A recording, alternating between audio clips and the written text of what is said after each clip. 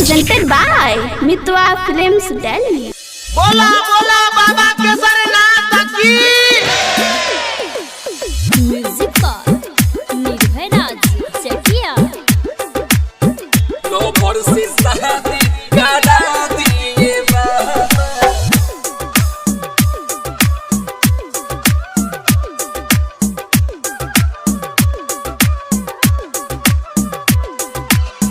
लो बरसी शादी करा दिए बाबा।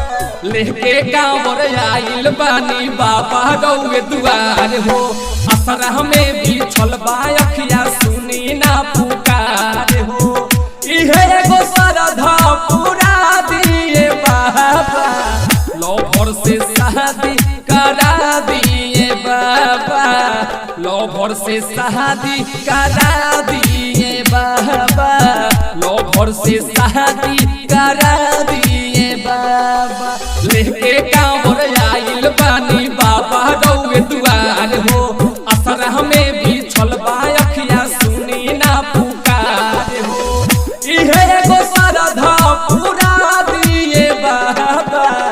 लो भर से शादी करा दिए बाबा।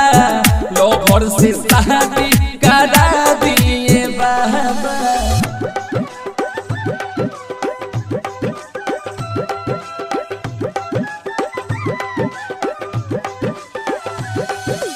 म्यूजिक का निर्भय राज चकिया। लो भर से शादी करा दिए बाबा। कह दिया बात रहे हमनी के जोरी। ए बाबा कहतानी दिलवा न तोरी। दिलवा न तोरी। ए बाबा सुनी ना। कह दिया बात रहे हमनी के जोरी। ए बाबा कहतानी दिलवा न तोरी। पैसे सहाई जियो न जाई उनका से जुदाई हो।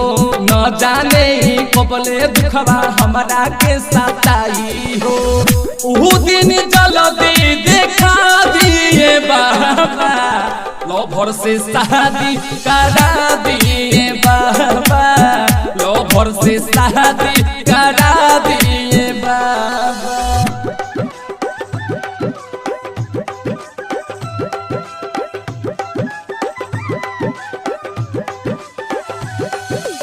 म्यूजिक का निर्भय राज चकिया।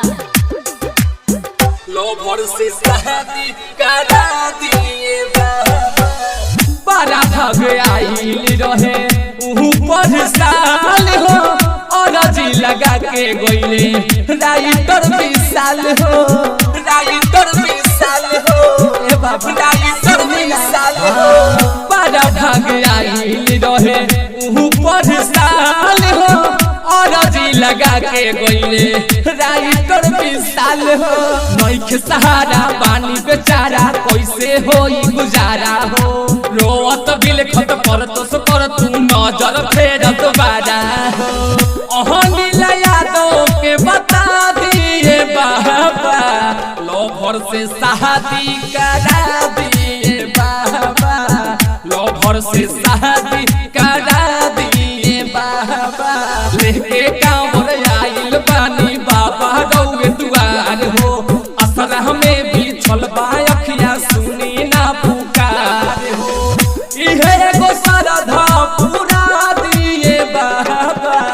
लो भर से शादी करा दिए बाबा। लो भर से शादी करा